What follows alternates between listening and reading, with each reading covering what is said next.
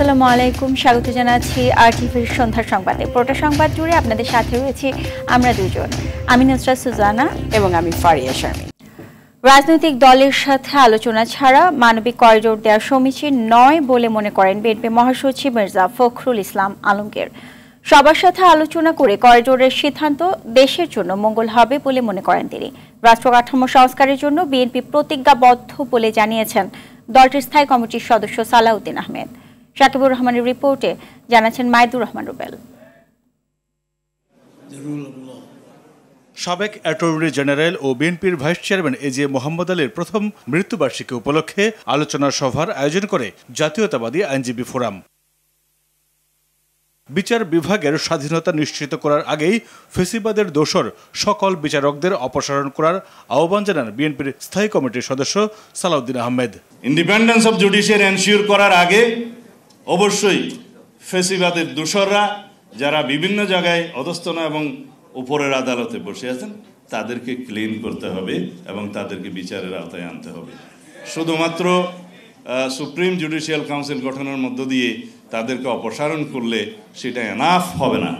এ সময় বিএনপি মহাসচিব মির্জা ফখরুল ইসলাম আলমগীর বলেন, খালেদা জিয়ার ফেরায় গণতন্ত্রকামী মানুষের মধ্যে আশার আলো দেখছে জাতি। রাজনৈতিক দলের সাথে আলোচনা না করে মিয়ানমারকে মানবিক করিডোর দেওয়ার সরকারের সিদ্ধান্তের সমালোচনা করেন মির্জা ফখরুল। এটা একজন রাজনীতিবিদ হিসেবে আমি বলছি, আমার কাছে মনে হয়েছে এখন আমরা সবচেয়ে ভঙ্গুর অবস্থায় আছি। একদিকে হাসিনা একটা রক্তাক্ত ছাত্র জনতার গণ অভ্যুত্থানের মধ্য দিয়ে তাকে পালিয়ে যেতে হয়েছে। আছেন কিছু আপনার একাডেমিশিয়ানস, বিভিন্ন বিষয়ে পারদর্শী, আরও আছেন কিছু বিদেশ থেকে আসা কিছু একাডেমিশিয়ানস। তারা আমাদের দেশের ভবিষ্যৎ তৈরি করবেন, সংস্কার করবেন রাষ্ট্র ব্যবস্থার। বলেন, বেগম খালেদা জিয়ার রাজনীতিতে সক্রিয়ের বিষয়ে চিকিৎসকের পরামর্শ অনুযায়ী সিদ্ধান্ত নেবে বিএনপি। বিদেশ থেকে আসা মাইদুর রহমান রুবেল, আরটিভি, ঢাকা। রাখাইনে মানবিক করিডোরের ব্যাপারে চীনের সম্পৃক্ততা নেই। স্বাধীন যে কোনো দেশ নিজেদের প্রয়োজনে যে কোনো সিদ্ধান্ত নেবে বলে মন্তব্য করেছেন চীনের রাষ্ট্রদূত ইয়াও ওয়েন। দুপুরে BISS আয়োজিত চীন বাংলাদেশের দ্বিপক্ষীয় সম্পর্ক উদযাপন বিষয়ক সেমিনারে এই কথা বলেন তিনি। এছাড়া তিস্তা প্রকল্পের কাজ শুরু করতে প্রস্তুত চীন, তবে এর জন্য বাংলাদেশকে পদক্ষেপ নিতে হবে বলেও জানান ইয়াও ওয়েন। ভারত পাকিস্তান যুদ্ধে উদ্বেগ প্রকাশ করেন চীনের রাষ্ট্রদূত। বলেন, চায়না সব ধরনের সন্ত্রাসবাদের বিরুদ্ধে। চলমান উত্তেজনাকর পরিস্থিতিতে দুপক্ষকে বিব্রত থাকার আহ্বান জানান তিনি।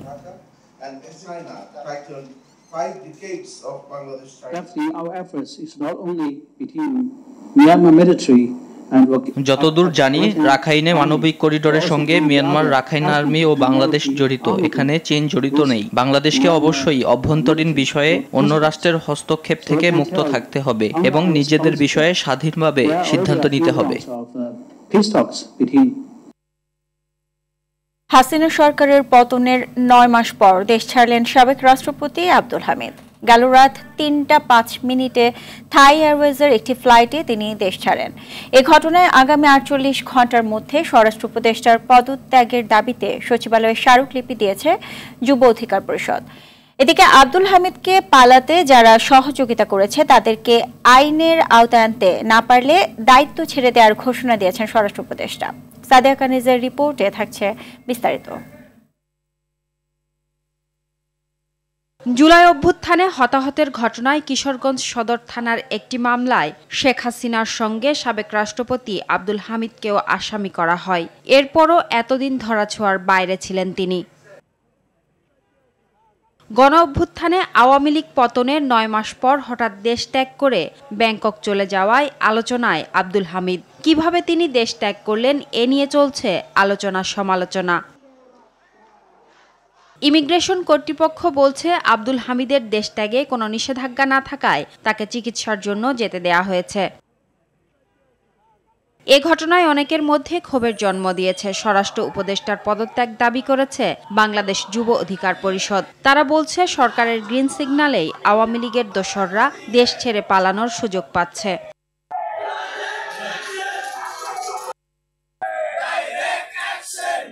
এদিকে দিনাজপুর জেলা প্রশাসকের কার্যালয়ের সামনে স্বরাষ্ট্র উপদেষ্টা জানান, এ ঘটনায় যারা জড়িত তাদেরকে আইনের আওতায় আনতে না পারলে পদত্যাগ করবেন তিনি। আমি অলরেডি ওই এখন যে গাড়িতে যাবো না কতটুকু গাইতে হয়তো কিছু জানতে পারবো, আর অবশ্যই একটা ব্যবস্থা নেওয়া হবে। এটা কোনো অবস্থা ছাড় দেওয়া যাবে না। এটা তো এই যে ঘটনাটা ঘটছে এটা যারা জড়িত তাদের অবশ্যই শাস্তির আওতায়, আর যদি না হয় আমি জড়িত। সাদিয়া কানিজ, RTV, ঢাকা। ঐক্যবদ্ধ আন্দোলনের মাধ্যমে যেভাবে ফ্যাসিবাদ বিতাড়িত হয়েছে তার ধারাবাহিকতা প্রয়োজন বলে মন্তব্য করেছেন জাতীয় ঐক্যমত্য কমিশনের সহ সভাপতি অধ্যাপক আলী রিয়াজ। সকালে সংসদ ভবনের LG হলে ভাসানী জনশক্তি পার্টির সঙ্গে বৈঠকে তিনি এই কথা বলেন। পরে ভাসানী জনশক্তি পার্টির আহ্বায়ক শেখ রফিকুল ইসলাম বাবলু বলেন, 166টি সুপারিশের মধ্যে 155টির সঙ্গে একমত তার দল। নাম ভাসানী জনশক্তি পার্টি।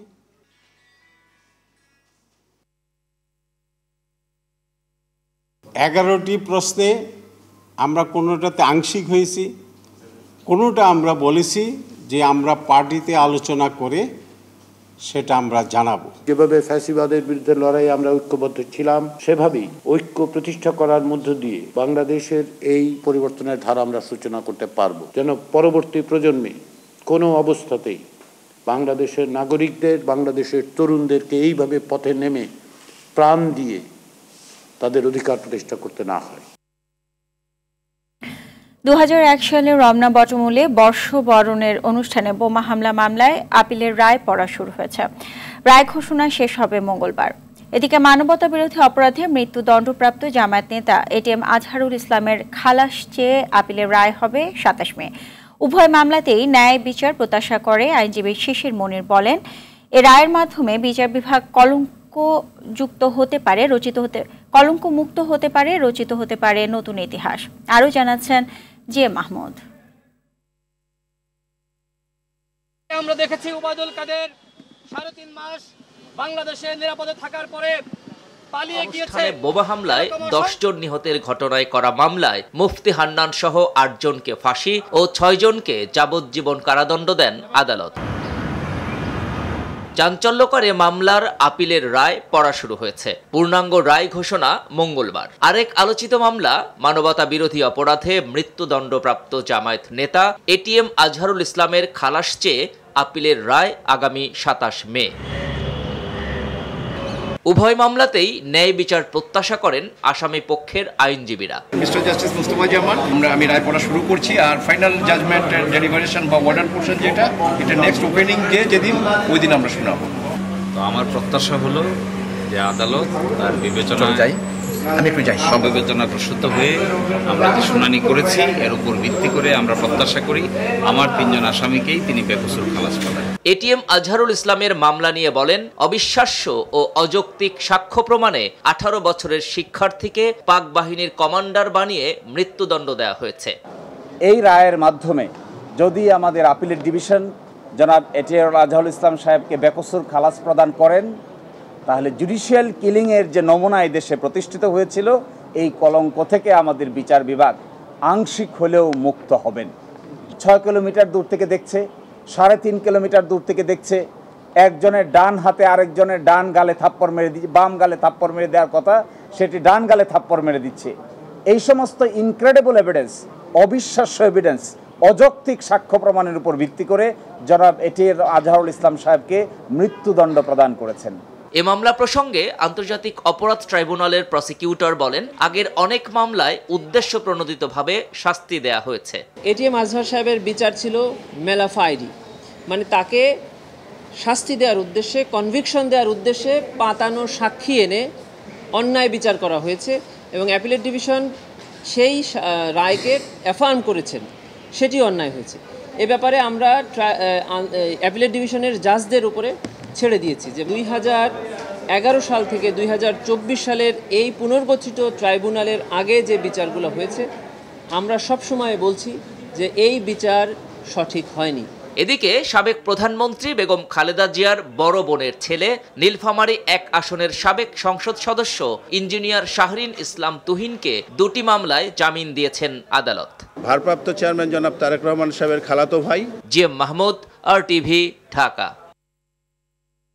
শেখ হাসিনার ভাগ্নি টিউলিপ সিদ্দিককে দুর্নীতির মামলায় 14 মে জিজ্ঞাসাবাদের জন্য তলব করেছে দুর্নীতি দমন কমিশন।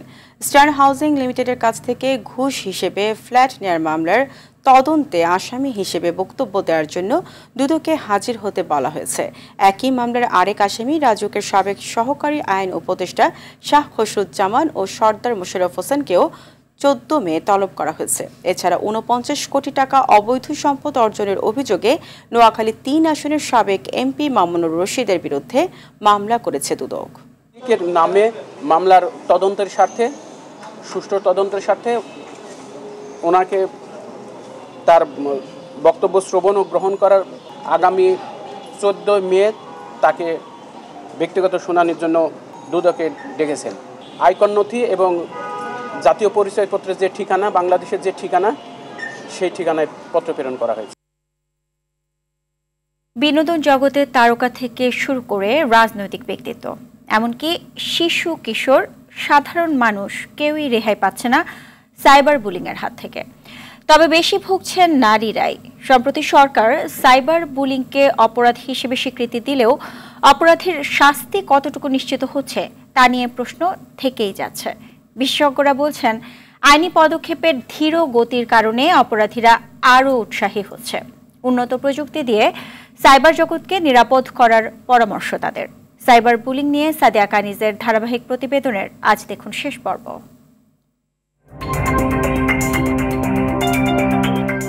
মানুষকে হেয় আর হুমকির মুখে ফেলার সবচেয়ে সহজ হাতিয়ার হিসেবে সামাজিক যোগাযোগ মাধ্যমকে বেছে নিচ্ছে সাইবার অপরাধীরা। তবে বেশি টার্গেট করা হচ্ছে নারীদেরকে।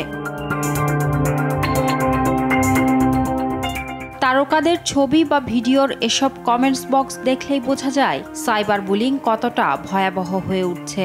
কুরুচিপূর্ণ মন্তব্য বা হুমকি অনেক সময় তাদের সামাজিক বা ব্যক্তি জীবনে নেতিবাচক প্রভাব ফেলছে।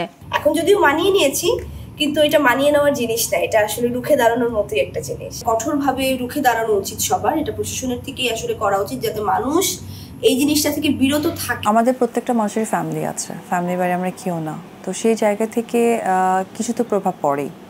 নেগেটিভিটি যখন অনেক বেশি ছড়িয়ে যায় তখন তো কিছুটা হলেও সামাজিকভাবে প্রভাব পড়ে। আমাদের ফ্যামিলি আছে, আমাদের বাচ্চা আছে, আমাদের অনেকেই আছে, তো এখানেও আমাদের কিন্তু একটা পারিবারিক দায়বদ্ধতা থাকে। শুধু তারকারাই নয়, বুলিংয়ের শিকার হচ্ছেন অন্য শ্রেণী পেশার নারীরাও। কখনো সম্মুখীন হতে হচ্ছে বাজে মন্তব্যের, তো কখনো গুজবের। বিব্রত করতে কারো কারো ইনবক্সে পাঠানো হচ্ছে বাজে মেসেজ আর ছবি। সবাই চাইলে আমার এখানে কমেন্ট করতে পারবে না, সেইগুলো একটু লিমিট করে দিয়েছি। সে অন্যান্য জেলা শহরগুলোর মেয়েদের সাথে আমার কথা হয়, তারা দেখা যাচ্ছে আমাকে মেসেজ করে, ইনবক্সে বলে যে আপু আমি তো এরকম সাইবার বুলিংয়ের শিকার হচ্ছি। সবসময় যে ফেক আইডি দিয়ে আজে বাজে করছে, ফেক পেজ দিয়ে যে তাদেরকে বুলিং করছে এরকম না। যখন তারা পুলিশের কাছে রিপোর্ট করেন সেটার একটা প্রপার সুরাহা কিন্তু তারা পান না। বিশেষজ্ঞদের মতে সমাজের শক্তিশালী অবস্থানে থাকা নারীরা কিছুটা সহায়তা পেলেও বঞ্চিত হচ্ছেন সাধারণরা। বলছেন ন্যায় বিচার নিশ্চিত না হলে সাইবার অপরাধের মাত্রা আরও ভয়াবহ হবে। অপরাধের একটা বড় অংশই কিন্তু এখন ডিজিটাল প্ল্যাটফর্মে হচ্ছে। আইনি কাঠামোর মধ্যে এনে সমাধান করা যায়, সেই প্রচেষ্টার পাশাপাশি এই প্রচেষ্টাও আইনশৃঙ্খলা বাহিনীকে গ্রহণ করতে হবে যে এই ধরনের অপরাধগুলোকে তারা কিভাবে প্রযুক্তি ব্যবহার করে যারা অপরাধ করছেন তাদেরকে শনাক্ত করা এবং ভিকটিমকে সুরক্ষা দেওয়া। তবে পুলিশ বলছে অনেক সময় ভুক্তভোগীরা অভিযোগ জানাতে দেরি করায় যথাযথ পদক্ষেপ নেওয়া সম্ভব হয় না। অনেক সময় যারা সাইবার বুলিংয়ের বা সাইবার অপরাধের শিকার হন তারা তাদের সামাজিক মানমর্যাদা এবং ব্যক্তিগত যে বিষয়ের কারণে অনেক সময় সেগুলো পুলিশের কাছে বলতে দ্বিধাও বোধ করেন। আমরা তাদেরকে অনুরোধ জানাবো অপরাধ সম্পর্কে যদি পর্যাপ্ত তথ্যগুলো আমাদের দেন তাহলে আমরা অবশ্যই এইসব অপরাধীদেরকে আইনের আওতায় নিয়ে আসতে সক্ষম হব। বুলিংয়ের শিকার হলে ঘটনার প্রমাণ সংরক্ষণ করে সংশ্লিষ্ট থানায় অভিযোগ দেওয়ার পরামর্শ পুলিশের।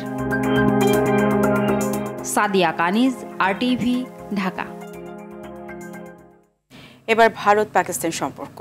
পাকিস্তানে ভারতের হামলায় নিহতের সংখ্যা বেড়ে 31 জনে পৌঁছেছে, আহত 46 জন। ভারতে নিহতের সংখ্যা বেড়ে 16 জনে পৌঁছেছে। তবে সর্বদলীয় বৈঠক শেষে পাকিস্তানে 100 জন নিহত হয়েছে দাবি দেশটির প্রতিরক্ষা মন্ত্রী রাজনাথ সিংয়ের। অন্যদিকে ভারতের 5টি গর্বের বিমান এখন শুধুই ধ্বংসস্তূপ বলে মন্তব্য করেছেন শাহবাজ শরীফ। এদিকে বুধবার মধ্যরাতে পাকিস্তানে ড্রোন হামলা করেছে ভারত। তবে ভারতের ব্যবহৃত 25টি ইসরায়েলি ড্রোন ভূপাতিত করার দাবি ইসলামাবাদের। সামদানি প্রত্যয় রিপোর্ট। কয়েক দশক ধরে চলমান ভারত ও পাকিস্তানের উত্তেজনা সামরিক রূপ নেয়ার পর থেকে ক্রমেই জটিল হয়ে উঠছে দক্ষিণ এশিয়ার ভূরাজনীতি। যে কোনো সময় পুরোদমে যুদ্ধের দামামা বেজে ওঠার আশঙ্কায় পুরো অঞ্চল। অপারেশন সিঁদুর নিয়ে সর্বদলীয় বৈঠক করেছে ভারত সরকার। বৈঠকে পাকিস্তানের বিরুদ্ধে নেয়া যে কোনো সিদ্ধান্তে মোদী সরকারের সঙ্গে ঐক্যবদ্ধ থাকার ঘোষণা দিয়েছে দেশটির বিরোধী দলগুলো। इसमें 9 टेररिस्ट कैंप्स तबाह हुए और अच्छी खासी संख्या में आतंकी मारे गए। অভিযান এখনো শেষ হয়নি, তবে ভারত আর কোনো হামলা চালাতে চায় না, কিন্তু পাকিস্তান পাল্টা হামলা চালালে তার উপযুক্ত জবাব দিতে ভারত প্রস্তুত। বিভিন্ন জায়গায় শতাধিক সন্ত্রাসী মারা গেছে। আমি সশস্ত্র বাহিনীকে ধন্যবাদ জানাচ্ছি। ट्रेन्ड आर्म्ड फोर्सेस के पास इक्विपमेंट भी हाई क्वालिटी के थे। বুধবার জাতির উদ্দেশ্যে দেয়া ভাষণে পাকিস্তান সেনাবাহিনী কয়েক ঘন্টার মধ্যে শত্রুকে নতজানু করতে পেরেছে বলে জানিয়েছেন পাকিস্তানের প্রধানমন্ত্রী শাহবাজ শরীফ। खुद को मैदान जंग से निखारा है। ভারতের গর্বের 5টি যুদ্ধবিমান এখন কেবল ছাই আর ধ্বংসস্তূপে পরিণত হয়েছে। শত্রুদের নতজানু করা হয়েছে। আমি আল্লাহর কাছে শুকরিয়া জানাই। तैयार है मेरे अजीज हमवतनों। পাকিস্তানের বেশ কয়েকটি স্থানের প্রতিরক্ষা বিমান ব্যবস্থা বুধবার ড্রোন হামলা চালিয়ে ধ্বংস করার দাবি জানিয়েছে ভারত। তবে ভারতের 25টি ড্রোন ভূপাতিতের দাবি পাকিস্তানের। এসব ড্রোন ইসরায়েলে নির্মিত বলেও দাবি ইসলামাবাদের। কাশ্মীর সীমান্তের নিয়ন্ত্রণ রেখা বরাবর দুদেশের সৈন্যদের মধ্যে আবারও ব্যাপক গোলাগুলির ঘটনা ঘটেছে। এ সংঘর্ষে এক ভারতীয় সৈন্য নিহত হয়েছে বলে জানায় CNN। পাকিস্তানের ইসলামাবাদ সহ করাচি, লাহোর ও শিয়ালকোট বিমানবন্দরে বিমান চলাচল এখনও বন্ধ রাখা হয়েছে। অন্যদিকে ভারতের রাজস্থান ও পাঞ্জাবে জারি করা হয়েছে ব্যাপক সতর্কতা। সামদানি প্রত্যয়, RTV। পাকিস্তান সফলভাবে ভারতের যুদ্ধ বিমান ভূপাতিত করায় শেয়ারের মূল্য বেড়েছে চীনের যুদ্ধ বিমান নির্মাণকারী প্রতিষ্ঠান চেংডু এয়ারক্রাফট কর্পোরেশনের। প্রতিষ্ঠানটি পাকিস্তানকে যুদ্ধ বিমান সরবরাহ করে। অন্যদিকে শেয়ারের দর পতন হয়েছে ফ্রান্সের আরেক যুদ্ধ বিমান নির্মাণকারী প্রতিষ্ঠান ডাসল্ট অ্যাভিয়েশনের শেয়ারের দাম। এছাড়াও ভারত পাকিস্তান সংঘাতের নেতিবাচক প্রভাব পড়েছে দেশ দুটির শেয়ার বাজারেও। বিস্তারিত অর্ণব প্রসাদের প্রতিবেদনে। মঙ্গলবার দিবাগত রাতে পাকিস্তানের অন্তত 6টি স্থানে ক্ষেপণাস্ত্র হামলা চালায় ভারত। এর বিপরীতে পাকিস্তানও অপারেশন সুহাগরাত নামে পাল্টা সামরিক অভিযান পরিচালনা করে। ইসলামাবাদের দাবি, অভিযানে ভারতের 5টি অত্যাধুনিক যুদ্ধবিমান ভূপাতিত করেছে তারা। এর মধ্যে ফ্রান্সের নির্মিত 3টি রাফায়েল যুদ্ধবিমানও রয়েছে। আর এতেই বেড়েছে চীনের চেংডু এয়ারক্রাফট কর্পোরেশনের শেয়ারের দাম।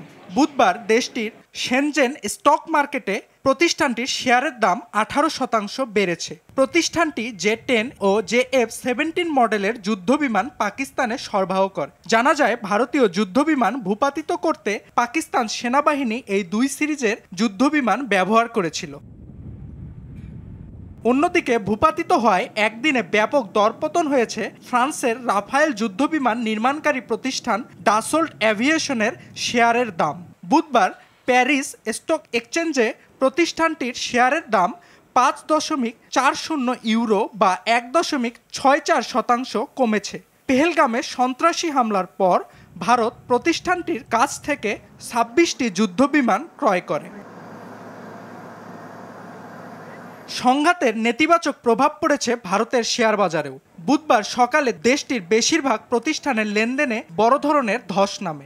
সেনসেক্স প্রাথমিক পর্যায়ে প্রায় 800 পয়েন্ট এবং নিফটি 150 পয়েন্ট হারায়। নেতিবাচক লেনদেন হয়েছে মিডিয়া, ভোগ্যপণ্য এবং ফার্মাসিউটিক্যাল খাতে। এদিকে গত 1 মাসের মধ্যে ডলারের বিপরীতে রুপির দর সর্বনিম্ন হয়েছে। বুধবার প্রতি ডলারের বিপরীতে পাওয়া যাচ্ছে 84.82 রুপি। হামলার নেতিবাচক প্রভাব পড়েছে পাকিস্তানের শেয়ার বাজারের সূচকেও। পাকিস্তানের করাচি স্টক এক্সচেঞ্জে সূচকের পতন হয় 6%। 2023 সালের পর এটাই একদিনের হিসাবে সবচেয়ে বড় পতন বলছে পাকিস্তানের অর্থনীতি বিশ্লেষকরা।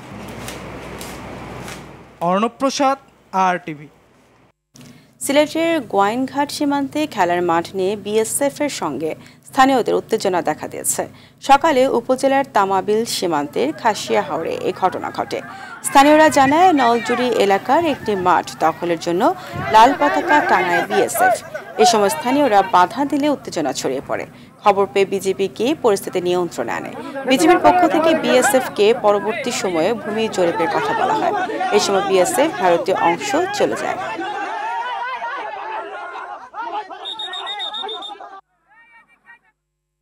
চিরনতুনের দিল ডাক আজ 25শে বৈশাখ। বাঙালির আত্মিক মুক্তি, সংস্কৃতি চেতনা ও স্বনির্ভরতার প্রতীক রবীন্দ্রনাথ ঠাকুর যুগে যুগে জুগিয়েছেন সাহস, দিয়েছেন প্রেরণা। তার বহুমাত্রিক সৃজনশীল কর্মে বাংলা সাহিত্য বিশ্বসভায় পেয়েছে এক অনন্য আসন। আজ বিশ্বকবির 164তম জন্মবার্ষিকী। RTV পরিবার তাকে শ্রদ্ধা ভরে স্মরণ করছে। আরও জানাচ্ছেন আব্দুর রহিম।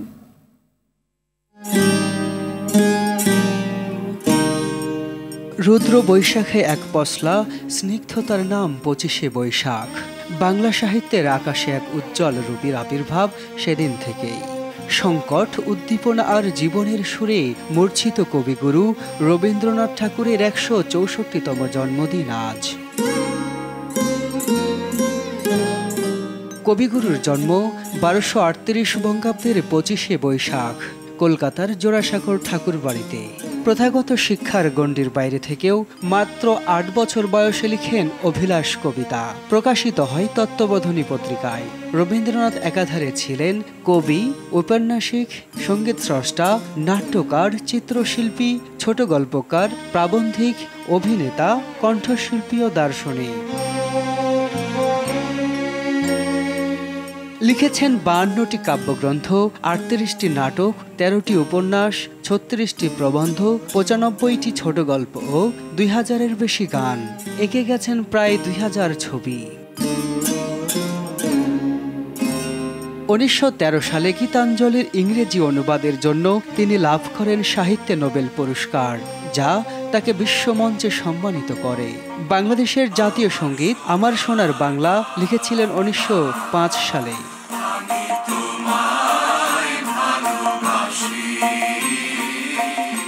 এই ভূখণ্ডের প্রতি অগাধ ভালোবাসায় তিনি বহুবার এসেছেন পূর্ববঙ্গে। শিলাইদহ, শাহজাদপুর, পতিশ্বর, আত্রাই, সুরয়, যমুনা ও চলনবিল তার পদধূলিত ধন্য হয়েছে। 1936 সালে ঢাকা বিশ্ববিদ্যালয় তাকে ডক্টর অব লিটারেচার ডিগ্রি দিয়ে সম্মানিত করে।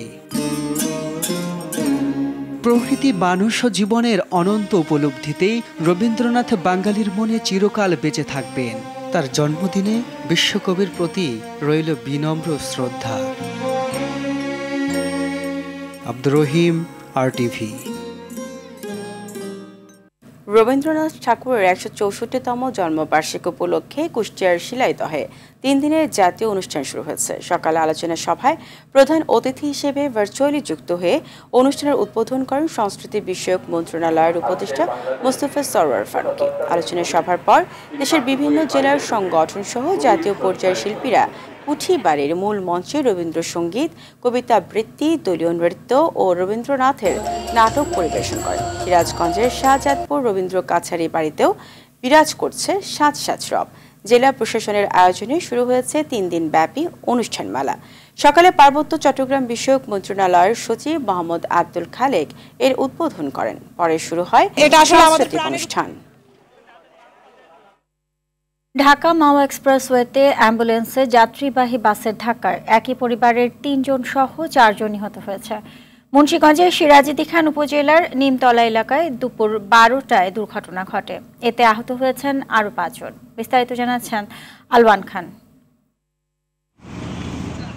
মাদারীপুর থেকে গর্ভবতী এক নারীকে নিয়ে অ্যাম্বুলেন্সে করে ঢাকায় আসছিলেন এক পরিবার। পথে চাকা বিকল হওয়ায় মেরামত করছিলেন গাড়ির ড্রাইভার। অ্যাম্বুলেন্সের ভিতরে ছিলেন 8 জন যাত্রী। এ সময় একটি যাত্রীবাহী বাস এসে পেছন থেকে ধাক্কা দিলে ভয়াবহ দুর্ঘটনা ঘটে। এরপর ফায়ার সার্ভিস এসে উদ্ধার করে তাদের ঢাকা মেডিকেলে পাঠান বলে জানান শ্রীনগর ফায়ার সার্ভিসের স্টেশন অফিসার দেওয়ান আজাদ। আহতদেরকে উদ্ধার করে ঢাকায় প্রেরণ করি। ঢাকা মেডিকেলে নিয়ে আসলে কর্তব্যরত চিকিৎসকরা 4 জনকে মৃত ঘোষণা করেন। দুর্ঘটনা থেকে প্রাণে বেঁচে যাওয়া যাত্রী জানালেন ঘটনার ভয়াবহতা। সিঙ্গেল দেওয়ার পরে একসাথে 4-5টা গাড়ি আসছে, আসার পরে সামনের গুলার আমি সিঙ্গেল দিচ্ছি, সবাই কাইটা গেছে। পিছনের থেকে একটা গাড়ি আসছে, ওটা কি গাড়ি সঠিক আমার খেয়াল নাই, কিন্তু ওই গাড়িটা সরাসরি আমাদের অ্যাম্বুলেন্সে আর কি মাইরা দিছে। ঘাতক বাসের ড্রাইভার ও হেলপারের বিচারের দাবি জানিয়েছে নিহত পরিবারের স্বজনরা। আলোয়ান খান, RTV। আগামী 3 থেকে 4 বছরে চট্টগ্রাম বন্দরকে ঘিরে অন্তত $3 বিলিয়ন বিদেশি বিনিয়োগ আসবে বলে আশা করেন বাংলাদেশ বিনিয়োগ উন্নয়ন কর্তৃপক্ষ বিডার চেয়ারম্যান আশিক চৌধুরী। আর বন্দরকে ঘিরে আরও 10 গুণ চাকুরি হবে বলে আশা করেন প্রধান উপদেষ্টার প্রেস সচিব শফিকুল আলম। চট্টগ্রাম প্রতিনিধির পাঠানো রিপোর্ট জানাচ্ছেন নাজমুল হুদা। চট্টগ্রাম বন্দরের প্রস্তাবিত বে টার্মিনাল এলাকা পরিদর্শনে যান বাংলাদেশ বিনিয়োগ উন্নয়ন কর্তৃপক্ষ বিডার চেয়ারম্যান আশিক চৌধুরী। প্রকল্পে 2 বিদেশি কোম্পানি বিনিয়োগ করবে বলে জানান তিনি। লালদিয়া কন্টেইনার টার্মিনালেও অন্তত $800 মিলিয়ন বিনিয়োগ হবে বলে আশা করেন তিনি। আমি প্রথমে লালদিয়া পোর্টে গিয়েছিলাম, সেখানে প্রায় $600 থেকে $800 মিলিয়ন মতো FDI আসার সম্ভাবনা রয়েছে যদি পোর্টটা ঠিকভাবে এক্সিকিউট করা যায়। তারপরে আমরা গেলাম হচ্ছে বে টার্মিনালের ওখানে, যেখানে 2টা অপারেটরের কথা বলা হচ্ছে, তাদের প্রত্যেকেরই প্রায় $1 বিলিয়ন করে FDI এনে ইনভেস্ট করার প্ল্যান। এবং তারপরে আমরা এনসিটি দিকে গিয়েছিলাম, সেখানে আমি শুনলাম রাফলি অ্যাবাউট $200 মিলিয়ন মতো কথাবার্তা হচ্ছে। 2030 সালের মধ্যে টার্মিনালগুলো চালু হবে বলে জানান বিডা চেয়ারম্যান। 7.8 মিলিয়ন TEU দিকে আমরা চলে যাব 5-6 বছরে, যদি সবগুলা প্রজেক্ট সাকসেসফুল হয়। সবগুলা সাকসেসফুল হলেও আমরা শ্রীলঙ্কার কাছাকাছি গিয়ে পৌঁছাবো।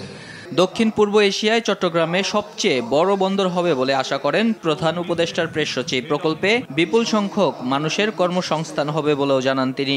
আমরা চিরাং পোর্টকে আরো বড় দেখতে চাই, পুরো রিজিয়নের সবচেয়ে বড় বিগেস্ট পোর্ট হিসেবে দেখতে চাই। এবং এটা শুধুমাত্র চিফ অ্যাডভাইজারের ড্রিম হচ্ছে এটা শুধুমাত্র বাংলাদেশ না, বাংলাদেশের আশেপাশের সমস্ত দেশগুলোকে যাতে এটা সার্ভ করতে পারে। ডক্টর ইউনূসের হাত দিয়ে চট্টগ্রাম বন্দরে কর্মরত কারো চাকরি যাবে না বলেও মন্তব্য করেন প্রেস সচিব। জব যাবে না, জব 10 গুণ বাড়বে। নাজমুল হুদা, RTV। দেখছিলেন নাজমুল হুদার রিপোর্ট। কেন্দ্রীয় ব্যাংকের চেষ্টায় মূল্যস্ফীতি অনেক কমেছে বলে জানিয়েছেন governor doctor Ahsan H Mansur. এটি 4 থেকে 5% নামিয়ে আনা সম্ভব বলেও মনে করেন তিনি। রাজধানীর বাংলা একাডেমিতে 4 দিনের পণ্য প্রদর্শনী ও মেলার উদ্বোধনী অনুষ্ঠানে গভর্নর বলেন, নারীদের অর্থনীতি মূলধারায় আসার সুযোগ দিতে হবে। নারী উদ্যোক্তাদের ঋণ প্রাপ্যতা নিশ্চিতে আরও কাজ করা প্রয়োজন। সরকারি হিসেবে জিডিপিতে SME খাতের অবদান 30 থেকে 32%। বিতরণকৃত ব্যাংক ঋণে যেন আর 9-6 না হয়, সেজন্য ব্যাংকগুলোকে সতর্ক হওয়ার কথাও বলেন গভর্নর। স্কুল পর্যায়ে ব্যাংকিং শিক্ষা নিয়ে যাওয়ার পরিকল্পনার কথা জানান তিনি। আমরা যদি একদিকে টাকা ছাপাই, আরেকদিকে বলি যে ইনফ্লেশন কমবে, তত হবে না। আমাকে we have to make a hard choice. Food inflation ছিল 14.5, হয়েছে 8.5। নন ফুড ছিল 11-12% বেশি, হয়েছে এখন 9% একটু বেশি। তো এটা হচ্ছে, কমে আসছে, আস্তে আস্তে কমবে।